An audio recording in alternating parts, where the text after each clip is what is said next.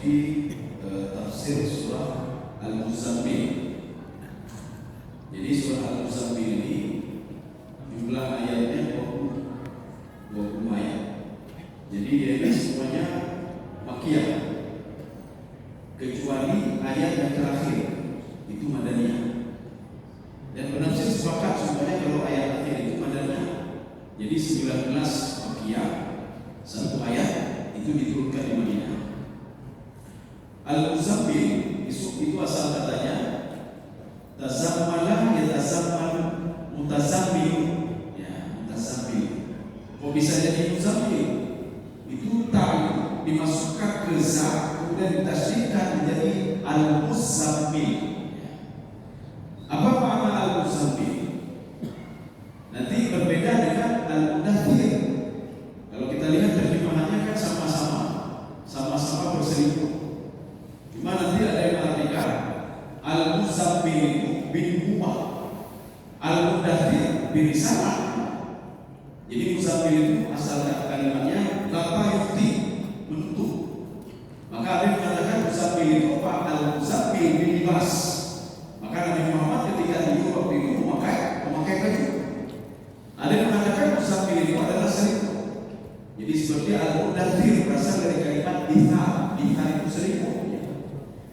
Duluan mana turun al-muzammil dengan al-mudaththir? Duluan al-muzammil. Ketika kejadian Nabi Muhammad SAW itu di Gua Hira, ketika itu kan turun 5 ayat. 5 ayat Iqra bismi rabbika alladzi khalaq. Itu turun 5 ayat itu pada 17 Ramadan. Makanya ketika kita memperingati malam nuzul Quran, itu bukan turun semuanya, tidak. Kita cuma memperingati turunnya 5 ayat saja. Nah, itu nuzul Quran 17 Ramadan. Maka jangan kita berpikir ayat tidak turun semua 17 Ramadan, tidak. Yang turun cuma 5 ayat saja. Setelah 5 ayat itu tidak turun ayat yang ke-6, karena ayat yang ke-6 itu terkait dengan Abu Lahab, paman Nabi Muhammad SAW. Maka setelah turun 5 ayat itu, maka turunlah surah Al-Muzammil. Kenapa turun Al-Muzammil? Nabi Muhammad SAW ketika berada di Gua Hira, ketika mengatakan Iqra, Nabi mengatakan ma'ana Nabi Khalid. Ini ada 2 tafsiran. Tafsiran yang pertama, saya tidak bisa membaca. Tafsiran yang kedua, saya tidak berhak membaca yang berhak membaca. Ya, inilah yang menolak kalau Nabi Muhammad itu bukan bisa membaca, bukan tidak bisa membaca. Ini membaca apa?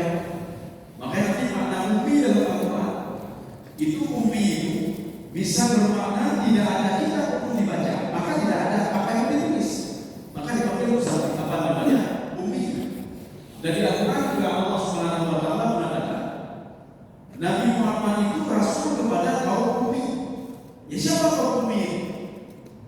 Keturunan Nabi Ismail alaihissalam. Karena tidak ada kitab, mau baca apa? Tidak ada kaum dibaca, mau tulis apa? Maka dipanggil dengan ummi. Maka kalimat ma'ana Nabi Khalid itu di dalam proses Baydawi itu ditafsirkan itu lita'fi. Ya, contoh seorang pejabat menyuruh kita ya, bukan berarti kita tunggu, kita itu kalimat ta'fi. Bukan berarti kita tidak bisa ngomong, bisa bicara, tidak. Maka kalimat ma'ana Nabi Khalid itu Nabi Muhammad ta'fi kepada malaikat Jibril. Setelah itu Nabi Muhammad kepada sebelum pulang ke rumah, di situ di dalam tafsir Baydawi disebutkan yuridu arada ayyukhaffa nafsah. Nabi Muhammad saking ketakutannya keluar dari gua dan ingin melemparkan tubuhnya ke jurang. Jadi dari atas bukit itu turun ke bawah saking takutnya. Rupanya setelah itu muncul lagi Jibril. Dalam riwayat ini disebutkan Jibril muncul mabaina sama mata. Itu Nabi Muhammad melihat dari bumi sampai ke langit kepalanya, duduk di sebuah kursi. Apakah takut Nabi Muhammad SAW? Jadi kita cerita tentang ayat ini. Ketika itu Rasulullah pulang ke rumah. Sampai ke rumah Rasulullah mengatakan kepada Khadijah, Zambiluni, wa inni khasyitu ala nafsi. Tolong selingkuhkan saya takut kepada diri saya sendiri. Kata Khadijah, kenapa kamu takut? Selama ini kamu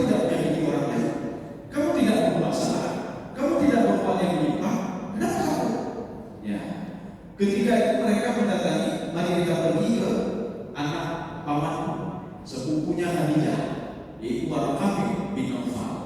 Warqah bin Nawfal adalah satu-satunya orang Arab keturunan Nabi Ismail alaihissalam yang menerjemahkan Taurat dan Injil ke dalam bahasa Arab. Itu Warqah bin Nawfal. Cuma Warqah bin Nawfal sudah sangat tua kalau dibandingkan dengan Khadijah. Jadi Warqah bin Nawfal sudah tua dan apa-apa lagi. Ditanya oleh Warqah bin Nawfal, ada apa wahai ibnu Ammi, anak pamanku? Ya, ada apa? Apa kata Khadijah? Suamiku tadi melihat sosok yang sangat besar sekali, mabaina samai wal ardh. Kemudian sosok itu mengatakan apa? Muhammad adalah Nabi, kamu seorang Nabi dan Rasul. Apa kata kau dari Muhammad sallallahu alaihi wasallam? Kemudian Warqah bin Nawfal tersenyum. Apa kata Warqah bin Nawfal? Hadza nafsul ladzi unzila ala Musa. Wahai Khadijah, itu adalah Jibril yang pernah turun kepada Nabi Musa alaihissalam. Suamiku seorang Nabi dan Rasul. Ini kata Warqah bin Nawfal. Khadijah bertanya, apa tanda kalau suami saya Nabi dan Rasul? Nanti dia akan dikeluarkan dari kampungnya, diusir dari kampungnya. Nabi Muhammad menjawab,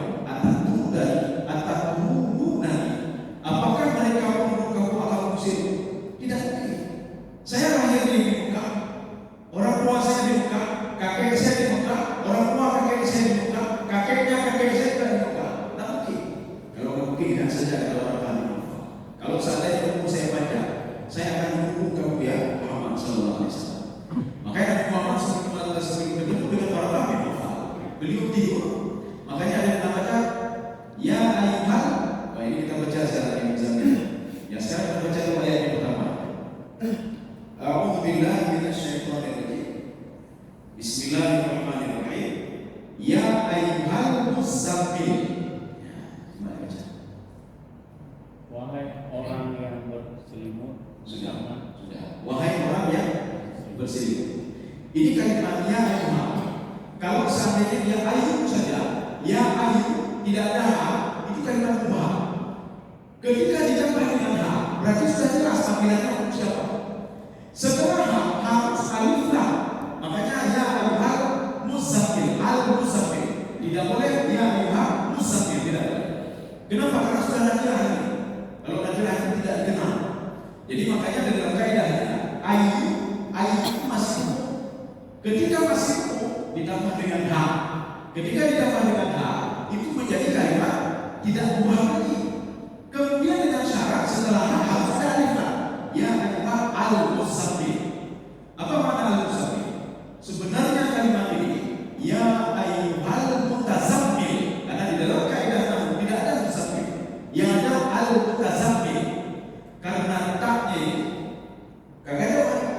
Kemudian taknya ini dimasukkan ke za menjadi muzammil. Sebenarnya za tidak ada tasdid di sini. Ya.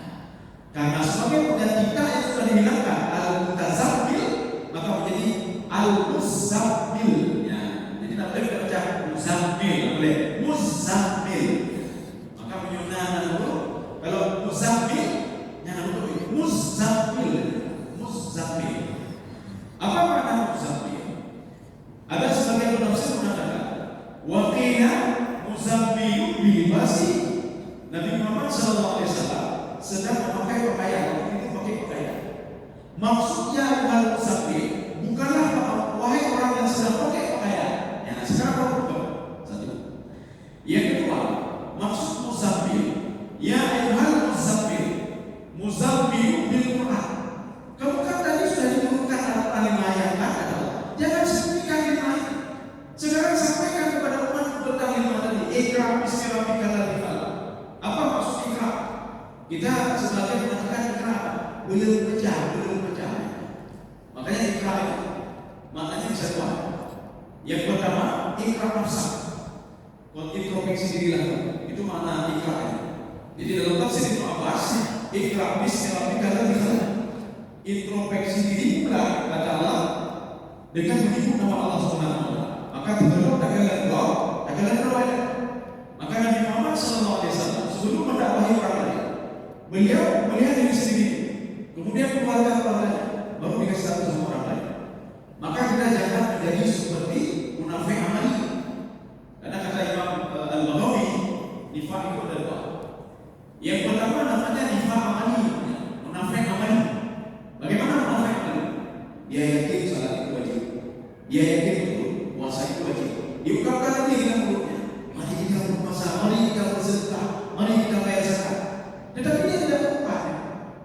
Beriman dengan bersembahyang, dia bersembahyang. Dia menuduh orang lain saja untuk bersedekah, tapi dia tidak bersedekah. Ini namanya nifaq amali. Ya. Orang seperti ini, dia nanti akan, walaupun nanti masuk ke neraka, dia nanti ada apa namanya dengan rahmat Allah yang bisa dikeluarkan kembali dari neraka. Yang kedua, namanya nifaq i'tiqadi. I'tiqad dia munafik kepada Allah. Ini seperti Abdullah bin Salam. Abdullah bin Ubay bin Salam. Abdullah bin Ubay, dia salah bersama Rasulullah. Diungkapkan lagi dengan mulutnya, salah itu membawa ke dalam jiwa. Mari kita berjihad. Dia berjihad dengan Rasulullah. Ketika perang Khandaq, Abdullah bin Ubay bin Salam itu bersama Rasulullah. Jadi semua pasukannya ada di neraka Rasulullah, termasuk Abdullah bin Ubay bin Salam. Tetapi apa masalahnya dengan Abdullah bin Ubay bin Salam? I'tiqadnya tidak yakin. Sebenarnya tidak lumayan. Lumayan. Untuk apa bayar zakat? Untuk apa berjihad? Dia ngomong dalam mulutnya, mari kita berjihad. Dia melakukan jihad, tetapi dia tidak yakin dalam hatinya. Udah lumayan. Udah berjihad. Dia untuk apa bersedekah? Maka dia termasuk ke dalam nifaq i'tiqadi. Apa kata Imam Bagawi? Nifaq i'tiqadi yaj'alu sahibaha khalidan finnar. Itu membuat orang yang nifaq kekal di dalam neraka. Kecuali nanti dengan izin Allah dia dikeluarkan kembali. Kalau dapat izin Allah Subhanahu wa taala. Kaum muslimin sekalian yang dirahmati Allah Subhanahu wa taala. Maka makna muzammil di sini, ya ayyuhal muzammil Quran. Wahai yang menutupi Quran. Kamu sudah saya kasih tahu 5 ayat, kenapa tidak kamu kasih tahu kepada orang lain? Kasih tahu kepada orang lain. Ya, jadi makna ikra yang pertama, ikra nafsa. Artinya introspeksi diri. Satu. Yang kedua, ikra al-kutub al-katsirah. Faballighin nas. Bacalah buku sebanyak-banyaknya. Kemudian setelah itu apa? Sampaikan kepada manusia. Maka kita kenapa sering berdoa? Karena yang kita baca cuma sedikit. Ketika kita baca sedikit, yang kita tahu cuma sedikit. Kita berdebat lagi sama orang lain. Berdebat lagi sama orang lain. Kita tidak tahu kalau ada hadis yang serupa seperti ini. Ya, jadi makanya kata Imam An-Nawawi, kenapa manusia itu sering berdebat satu sama lain? Liqillatil ilmi, karena sedikit ilmu. Kalau ilmunya banyak dia tidak akan berdebat. Itu murah. Punya kiraan haji, bukunya dikejar, anak membawa. Maliki yaumiddin, maliki yaumiddin. Itu gara-gara maliki yaumiddin. Yang udah yang ada ayat. Ini nampak asalnya tidak punya ilmu.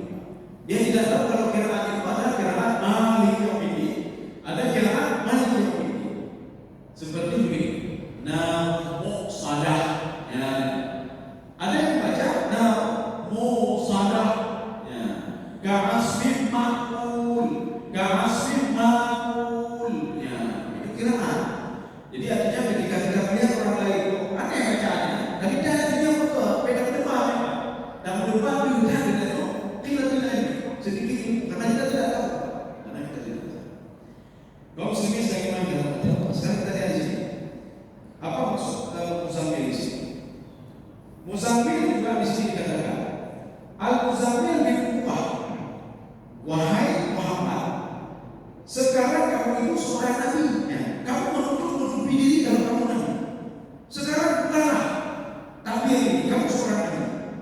Jadi makanya yang mengatakan Nabi Muhammad itu seorang nabi dan rasul itu 3. Yang pertama malaikat Jibril, yang kedua Allah sendiri. Ini kalau versi tafsir tadi, ya muzammil.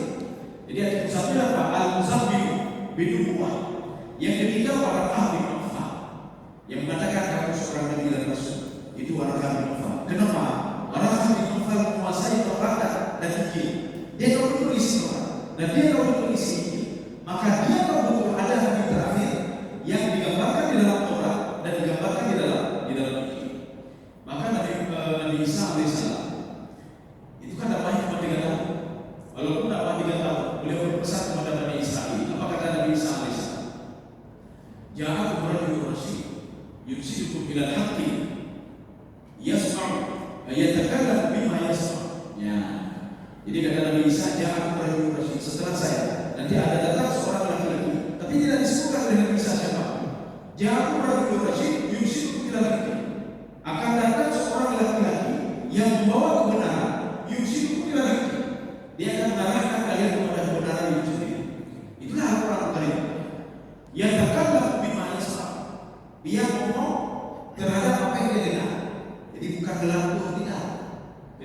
Muhammad cerita tentang surga, cerita neraka, itu bukan lagu, bukan mimpi, tidak. Tetapi apa? Wahyu yang diberitahukan oleh Allah Subhanahu wa Ta'ala. Dan contoh, ini ucapan ini nggak pernah didengar oleh Abu Bakar dan Umar. Kalau didengar, maka Abu Bakar dan Umar sudah tahu apa kalimatnya. Rasulullah SAW ini dalam surah At-Tahrim pada suatu hari memanggil Hasan, itu anak Umar bin Khattab radhiyallahu anhu, istrinya, dipanggil, wahai Hasan, nanti setelah saya wafat, dia akan menjadi khalifah adalah Abu Bakar dan Umar ya. Sebenarnya sudah diberitahukan oleh Allah. Dari mana ucapan ini? Melalui Jibril. Dari mana Jibril? Allah memberitahukan kepada Jibril, tolong kasih tahu Muhammad. Itu kan hal gaib. Itu kan hal gaib. Kemudian setelah itu Rasulullah mengatakan kepada Hafsah, yang menjadi khalifah nanti setelah saya wafat adalah Abu Bakar As-Siddiq. Kemudian ayah, setelah itu ayah Umar bin Khattab radhiyallahu anhu. Kemudian Rasulullah mengatakan, rahasia. Ya, Hafsah hanya itu nggak sanggup tahan karena begitu senangnya ayahnya akan jadi khalifah. Ketemu ke Aisyah, Aisyah jangan oleh Rasulullah mengundangkan untuk menyuafat Rasulullah yang jadi khalifah ayahku, kemudian ayah saya. Sebelum berita ini menyebar ke seluruh pelosok Mekah, Umar tak tahu, Abu Bakar tak tahu. Mana dalilnya? Kalau Abu Bakar tahu, Umar tahu. Waktu Rasulullah wafat, kan mereka siapa akan menggantikan Rasulullah? Mereka tidak tahu Rasulullah sudah ngomong sebelumnya. Yang menjadi khalifah nanti adalah Abu Bakar. Setelah itu Umar bin Khattab radhiyallahu anhu. Rasulullah memanggil Hasan. Kenapa kau beritahukan kepada orang lain? Kalau kau tak berita tadi, karena Rasulullah marah sekali. Bahkan sampai Umar bin Khattab melihat muka Rasulullah yang begitu marah sekali. Dia pikir apa? Umar bin Khattab berpikir Rasulullah sudah menceraikan Hasan. Saking marahnya. Maka ketika itu bakalan kasih mana Muhammad ditanya oleh Umar bin Khattab, ada masalah apa dengan anak saya? Untung saja Umar tidak tahu yang masalah tadi. Rasulullah mengatakan tidak ada. Kamu menceraikan anak saya? Tidak ada. Baru tenang dari Umar bin Khattab radhiyallahu anhu. Makanya Rasulullah ketika memanggil Hasan, kamu kenapa beritahukan orang lain? Hasan langsung berpikiran negatif. Yo pasti Aisyah yang pegang. Hanya apa yang berpikir Aisyah pegang? Jibril yang pegang. Jibril yang pegang. Ini level Rasulullah. Murakabahnya sudah murakabah musyahadah. Jadi tidak perlu diberitahukan oleh orang lain, tetapi langsung diberitahukan oleh Jibril. Jibril langsung diberitahukan oleh Allah Subhanahu wa Ta'ala. Maka Rasulullah menyampaikan detail dari yang lagi kita ikuti. Ketika ada berita penting, kalau bisa jangan kasih tahu orang lain, simpan saja. Walaupun istri mengatakan, "Yoga berita, pegang apa?" Kayak di namanya. Ijalah orang lain, hanya merasa pegang apa? Di mana orang berita? Di dulu kan bukan kau, bicara boleh, ibu kandungnya bukan kau, kamu apa itu? Ini sama kejadian seperti Zulaikha dalam tafsir Zulaikha, di dalam Quran Ra'ilah, dalam Injil Ra'ilah, yang kamu cerita tentang Zulaikha atau Zulaikha atau Ra'ilah menutup 7 pintu dan menarik Nabi Yusuf itu cuma 4 orang. Suaminya Kifir. Kalau di dalam riwayat Kifir, kenapa bercabang jadi Kifir dan Kifir? Karena orang Mesir itu qaid bacaan. Yang ulu dah kabe itu menjadi yang bukan yang maka satu riwayat membaca Kifir, satu riwayat lagi Kifir, qaid jadi Hamzah. Kemudian yang kedua Yusuf yang ketiga Zaliha atau Zulaikha orang bilang. Yang keempat saksi. Makanya di Kifir mengatakan kepada Nabi Yusuf, kamu rahasiakan ini aib saya. Saya seorang perdana menteri pertahanan. Ini aib pun bagi saya. Ya, jangan kasih tahu siapapun. Oke, nanti sudah dipahami. Kamu beristighfar kepada Allah, minta maaf dan jangan kasih tahu kepada semua orang. Bukan mereka. Kamu juga saksi. Pengen saksi itu siapa? Ponakannya Zulaikha. Ada yang mengatakan anak bayi yang satu. Ketika itu pas Zulaikha rumah, dia cerita apa? Di rumah nanti kamu menggunakan pan. Untuk bersenang menggunakan pannya. Sampai-sampai saya kembali ke dunia. Kenapa? Wanita itu ngomong lagi. Yang memojokkan rahasia itu kan Zulaikha. Sampai perempuan itu mengatakan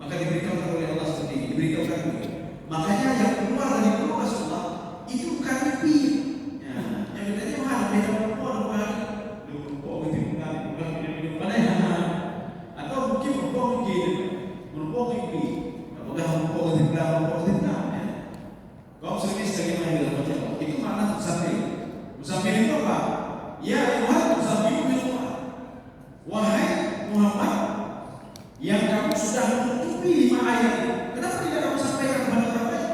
Kenapa tidak sampaikan kepada istri, kepada orang lain? Sampaikan. Itu maknanya ayat al-muzammil. Kemudian ada juga mengatakan, ya ini sudah kita baca, al-muzammil bil Quran, al-muzammil bil Quran. Kemudian ada juga wakila makna, ya ayyuhalladzina zamana hadal, wahai laki-laki yang menutupi urusan, jangan kamu tutupi, kamu kasih tahu orang lain. Kamu baru menerima wahyu dari malaikat Jibril yang menyuruh kamu membaca Iqra bismi rabbikal ladzi khalaq, khalaqal insana min 'alaq. Itu kamu sampaikan. Itu mana? Ya ayyuhal muzammil. Ya kita lihat.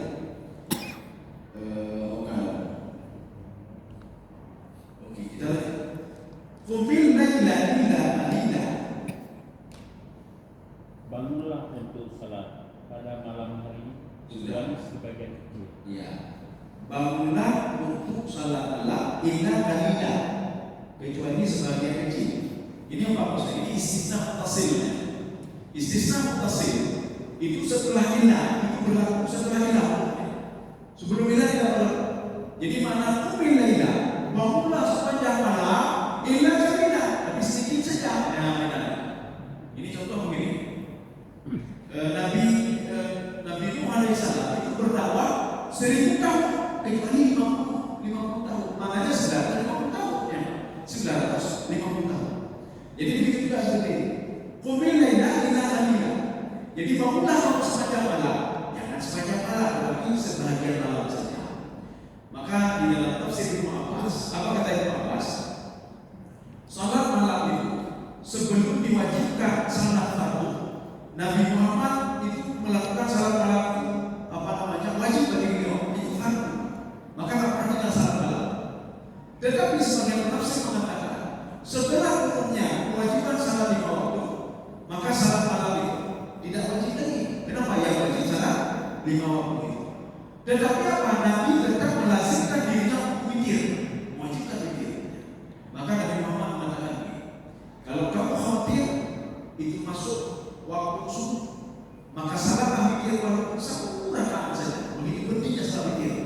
Kalau Nabi sudah ngomong seperti itu, artinya maknanya apa? Ada makna tersembunyi di belakang salat mikir ini. Jadi Nabi Muhammad bergambar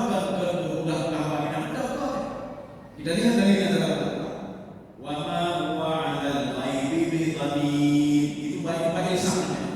Nabi Muhammad kalau mengetahui hal-hal gaib berasal dari beliau selalu menyampaikan kepada orang lain, selalu menyampaikan kepada teman, termasuk kepada istrinya dan Hamzah. Beritahu gaib yang belum terjadi, tetapi diberitahukan oleh Nabi Muhammad SAW. Maka termasuk salat mikir. Jadi begini nanti kita bertanya, Nabi Muhammad salat malam itu berapa rakaat sebenarnya? Kan salat fardu belum diwajibkan lagi. 1. Yang kedua, ketika Nabi Muhammad SAW Isra dan Mi'raj, Nabi Muhammad ketika Masjidil Haram, Masjidil Aqsa, sebelum naik ke Sidratul Muntaha, Nabi Muhammad salat sunnah dulu sih. Yang terbayang ini. Padahal salat kan belum diwajibkan lagi. Salat diwajibkan setelah Nabi Muhammad SAW Mi'raj, menerima salat waktu yang sebelumnya 50 waktu. Kita mengambil tafsir At-Tabari dan Al-Qurtubi. Min sifati salati Bani Israil, sifat salat Bani Israil itu 2 rakaat di malam hari, 2 rakaat di pagi hari. Inilah salat yang Rasulullah lakukan. Jadi melihat syariat manfaatkan syariat sebelumnya. Jadi makanya salat Nabi Musa 2 rakaat di pagi hari, 2 rakaat di malam hari. Maka 2 rakaat itulah yang diinginkan Rasulullah SAW. Ini 2 rakaat waktunya apa? Bisa saja 2 rakaat dalam jangka waktunya lama sekali. Bisa. Kenapa tidak bisa? Kau sendiri sedang jemaah di dalam hati Allah Subhanahu wa taala. Demikian pula ketika sampai Masjidil Haram, Masjidil Aqsa. Nabi Muhammad salat 2 rakaat. Kita bertanya salat apa yang 2 rakaat? Itulah salat yang ada di dalam tafsir Al-Qurtubi tadi. Apa salat apa itu? Salat yang dilakukan oleh Nabi Musa alaihissalam. 2 rakaat di pagi hari, 2 rakaat di malam hari. Yusalli raka'ataini ghadata wa raka'ataini asha. Itulah salat yang kita belajar. Tetapi ketika diwajibkan salat waktu, itu salat itu tidak dilakukan lagi, yang akan dilakukan lagi. Ini termasuk seperti puasa Ramadan. Sebelum diwajibkan puasa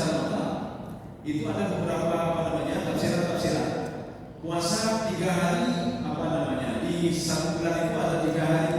Ada yang mengatakan puasa Asyura. Makanya Rasulullah SAW kata Aisyah, sebelum diwajibkan puasa Ramadan, Rasulullah mewajibkan dirinya puasa Asyura. Tetapi pada makan di Madinah, Rasulullah sampai ke Madinah itu menerima kewajiban pada puasa Ramadan. Rasulullah mengatakan barang siapa mau puasa Asyura, puasa saja, puasa tak apa. Kenapa? Karena sudah ada puasa Ramadan. Ini makna mu'min laila illa qalila. Kemudian kita lihat di sini. Kalau kita lihat dalam tafsir Al-Musi, apa kata Syekh Tanwi menyikapi ayat mu'min laila illa qalila. Ala qadri ma ta'khudhu min rahati badalika. Jadi kita beristirahat, kata Syekh Tanwi. Kita beristirahat. Kemudian sebenarnya kita pergunakanlah waktu sebelum itu untuk waktu malam, termasuk baca Al-Quran di malam hari. Kenapa baca Al-Quran di malam hari? Ibnu Abbas mengatakan, qira'atul Qur'an laila, membaca Al-Quran di malam hari, aktsaru ta'athura fil qalbi. Itu pengaruhnya lebih dahsyat bagi hati. Jadi makanya ketika kita baca Quran, pakai hati. Kita bersedekah, gunakan hati. Ketika kita salah, pakai hati juga, jangan pakai ini. Apa maksudnya? Dipikir, jangan pakai otak, berarti ngomongnya sembahyang. Kan gitu. Kita melihat dari kajian besar. Apa kata Imam Al-Ghazali dalam kitab beliau Ihya Ulumuddin pada juz 1 itu masalah khusyuk dalam melakukan ibadah salat. Beliau mengatakan kalau ingin salatnya khusyuk jangan pakai pikiran tapi pakailah hati. Maka kan ada cara khusyuk. Yang pertama kan al-qulub itu apa? Menggunakan hati. Termasuk Rasulullah mengatakan at-taqwa. Kalau kamu ingin dekat dengan Allah, perbaikilah hati. Begitu juga kalau salah. Kalau salah menggunakan akal, Allahu Akbar. Yang pakai akal main ini. Oh my God, sedang baru yang berdua yang kagak hei juga. Kalau kau pengen berdua yang ini mereka. Atau nanti pikirannya dengan macam-macam rumah. Tetapi ketika seorang menggunakan hatinya, yang pikiran istirahat. Nah, makanya Rasulullah mengatakan, salat itu adalah rahatul. Rahatul itu apa? Apa istilahnya? Represi udah. Udah istilahnya. Yang main apa? Yang main hati. Makanya orang yang bersedekah menggunakan utaknya, dia akan main kali-kali. Nyopeng juga, firman juga. Padahal sedekah itu lebih agak lebih utak. Dia tidak ada jodoh kami nyopeng, jodoh gede kami nyopeng. Hei, jangan dari rumah masa bisanya begitu saja. Tapi ketika kita menggunakan hati kita akan tenang, kita akan berkenikmatan. Maka waktu bersedekah nikmat sekali, bahkan dapat energi. Salah begitu juga. Ketika kita salah menggunakan hati, Allah Akbar, tenang, di mama dan mayang. Tapi punya akal, terima kasih. Dipikir boleh, terima kasih. Ibu yang di mana itu boleh. Bukan baik pakai itu, pakai. Ya. Jadi makanya pakailah ini, jangan pakai ini. Jadi bukan berarti jadi mayang ada pakai udah. Bukan itu maksudnya. Karena kita ada kecerdasan intelektual dan kecerdasan spiritual. Maka dalam salat itu menggunakan kecerdasan ini untuk menikmati salat itu sendiri, supaya kita tahu hakikat salat itu apa. Ini mu'min laila illa qalila. Kaum muslimin sekalian jemaah dirahmati Allah Subhanahu wa taala. Ini nanti ada kalimat al-lail, ada kalimat lailan. Kalau al-lail itu sepanjang malam, kapanpun. Tetapi kalau Lailatul itu sudah jelas. Lailatul Qadar ya, Lailatul Qadar menggunakan Lailatul atau Lailatul Jumat, malam Jumat. Tetapi kalau al-lail itu sepanjang malam, kapanpun kamu ada waktu, bangunlah untuk salat malam. Maka dalam hadis Rasulullah SAW apa Rasulullah katakan? Salat malam dan kamu masna. Ya, masna. Apa maksud masna? Paling para dua dan duduklah dengan mikir umahai dan main mikir dia akan terpuruk. Kalau Rasulullah sudah ngomong seperti ini, maknanya ada makna tersembunyi di belakang mikir, ada makna tersembunyi di belakang mikir. Kaum muslimin sekalian yang dirahmati Allah. Jadi yang Allah inginkan dari Muhammad illa qalila. Ini illa ini namanya istitsna muttasil. Contoh, la ilaha illallah itu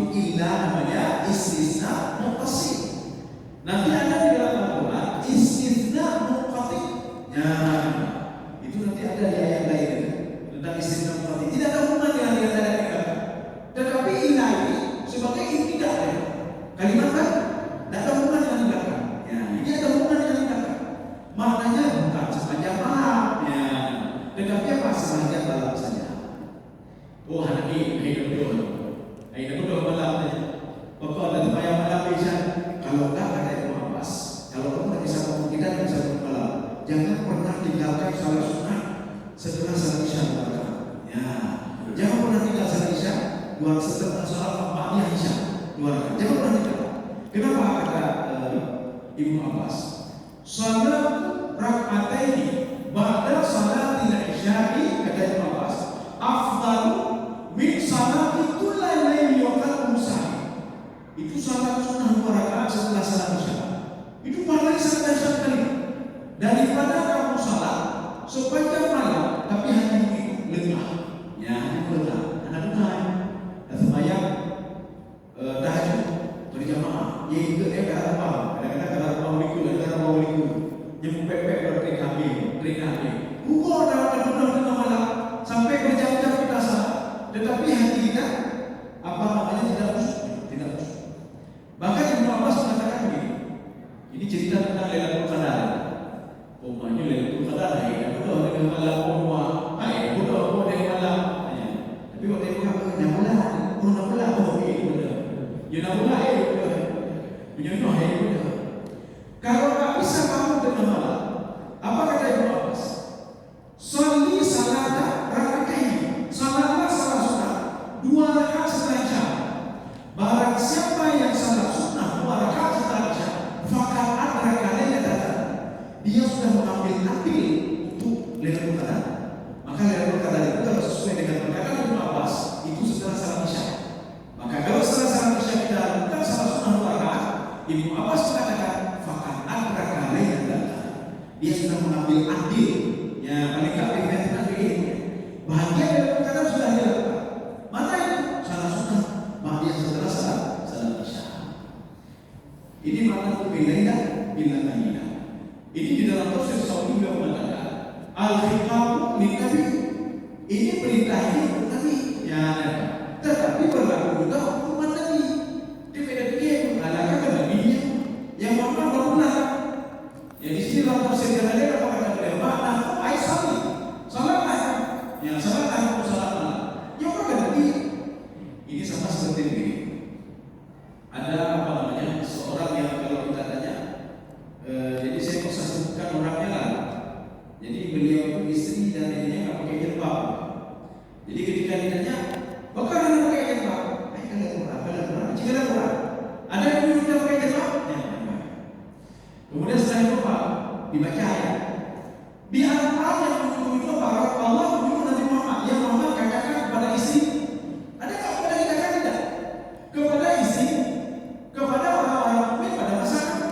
Coba cari mana ayat Quran yang ceritakan ketika wahai para beriman semuanya umat Nabi pakailah jilbab. Kan tidak ada. Maka tidak usah pakai jilbab. Itu kamu Nabi. Ya kata beliau. Ya.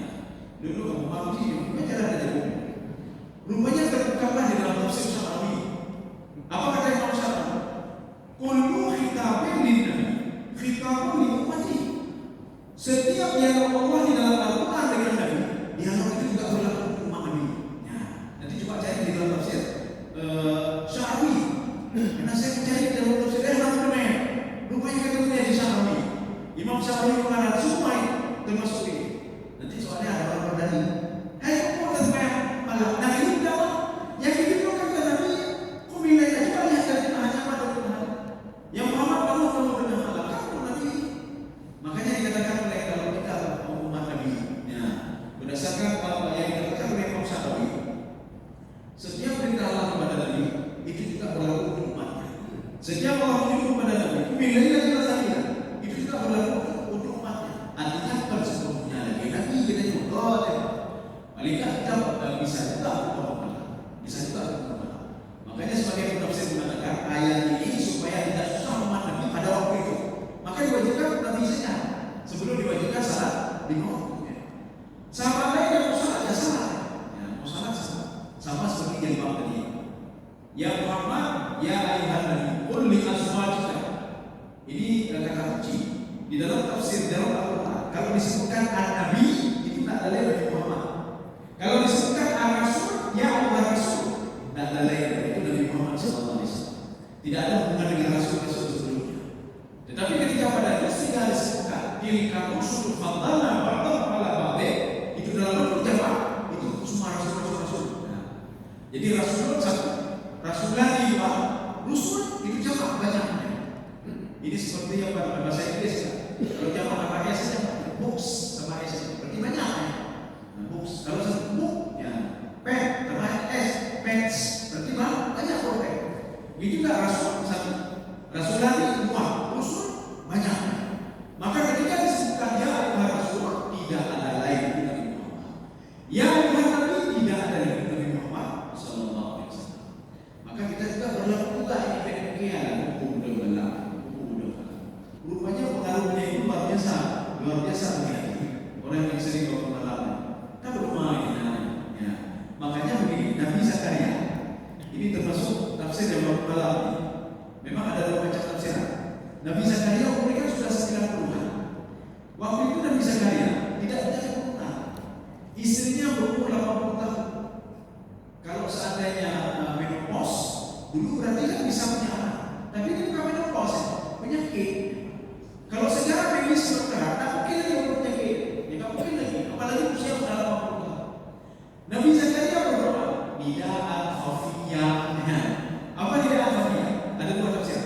Tafsiran yang pertama, ketika habis beribadah, beliau waktu berdoa minta anak lihat sampai keringat. Berdoa, ya Allah tunjukkan. Kalau seandainya di samping orang ramai, ini kan orang ramai. Kalau mahal ke anak bilang, kau anak melelehkan. Ya. Ini tafsir pertama. Maka Nabi itu tidak khafiyah. Dia berdoa melihat keringat. Satu. Tafsir yang kedua, Nabi Zakaria bangun tengah malam. Anak tengok, ini. Mana bukti ini? Maka di dalam riwayat dari Abu Hurairah, ketika seorang itu mau tidur, baca ayat kursi, ya baca itu dulu lagi berbuku dia dan baca mau tidur, itu iblis dan setan akan pergi dari dia dan akan ketemu besok pagi ketemu dia. Maka ketika itu iblisnya hanya cipik, tak ada yang dengar. Ya, tak berdoa. Maka tafsiran yang kedua, Nabi Zakaria berdoa pada malam, tak ada yang dengar. Ini lebih pada Nabi Zakaria alaihissalam. Apa kata Nabi Zakaria? Ya Allah tunjukkan keturunan yang yang jerok, yang saleh. Kan kemudian dijawab oleh Allah, dikabulkan doanya setelah 13 tahun. Baru istrinya mengandungnya. Itu Nabi Yahya. Nabi Yahya itu satu-satunya nabi yang namanya Yahya. Kenapa? Karena Allah menamakan. Tidak ada orang yang sebelum Nabi Yahya namanya Yahya. Sama seperti Nabi Muhammad SAW. Tidak ada yang namanya seperti nama Nabi Muhammad. Ini kita bisa melihat dalam kitab Lahir Makhluk satu. Yang kedua kita bisa melihat kitabnya Ibnu Hisham. Itu judulnya Sirah Nabawiyah. Itu balik luar biasa tebal. Itu riwayatnya memang akurat ya. Yang mengatakan kalau nama Nabi Muhammad satu-satunya nama waktu itu yang bernama Muhammad. Kalau Ahmad itu ada, tapi Muhammad tidak ada. Kau suci sekali menahirkan Allah. Umil layla illa qalila. Jadi kalau kita ada masalah, Allah mengatakan berdoa, berdoa. Mintalah kepada. Jadi Allah mengatakan dalam Al-Quran, walillahi al-asmaul husna fad'uuhu biha. Saya banyak nama-nama saya. Udah apa yang ada? Ar-Rahman, Ar-Rahim, la ilaha illallah wahdahu la syarika lahu. Al-Razzaq, Al-Razzaq, Al-Fattah. Ya, itu nama-nama Allah. Kita jangan baca saja. Tetapi kalau kita malam panggil Allah dengan nama itu. Panggil Allah dengan nama Al-Qadir, Al-Basit. Tolong dulu dia Allah. Ar-Razzaq, dulu rezeki dulu dia Allah. Mustahil Allah tak boleh. Mustahil yang menciptakan kita, yang memberikan rezeki kepada kita. Ketika kita minta sesuatu tak dengar, mustahil. Urut cipta doa dari anaknya yang berjalan, anak durhaka, tidak perlu dari tidak ada hati seorang yang tidak perlu, karena itu anak kandungnya sendiri. Ya, diminta. Makanya dalam semua hadis kursi Allah mengatakan, saya merasa malu kalau aku minta kepadamu dan kemudian tidak aku berikan apa-apa kepada dia. Ya, tetapi dengan ketentuan, ya, kita jangan lupa. Kita ingin buat surat, buat KTP saja, diminta syarat. Ingin buat SIM Ingin diterima doa ada syarat. Nah bisa kita berproklamasi kemudian minta kepada Allah, bisa minta maaf, beristighfar. Kemudian saya mau minta kepada Allah Subhanahu wa taala. Sudah kita lagi. Tapi udah. 2 menit. Biar lagi biar. Pertanyaan saja. Ya, ini ada yang bertanya? Tidak, Ustaz. Oh iya. Kalau setelah Isya langsung setelah Isya kita sholat sunat pada Isya 2 rakaat, kita lanjutkan yang witir boleh, Ustaz? Dan wah, dengan begitu. Kalau kita khawatir, kita tidak mau nanti malam lagi, boleh bikin. Tapi kalau tidak khawatir, itu tidak ada masalah. Anak khawatir, karena nggak biasa, kita mau selagi mau. Tapi kalau tidak khawatir, ini dalam perjalanan pulau kalau pesawatnya, itu anak-anak pulau, kita bilang bikin. Habis salat sunat berangkat, kita langsung salat bikin. Salat bikin tinggal, ya antara, ya boleh. Ya, itu kalau kita, tapi kalau tidak khawatir, lebih bagus untuk dengan malam saja. Untuk dengan malam. Karena anak tahu, nggak ada semacam apapun itu. Kita boleh istighfar. Sisi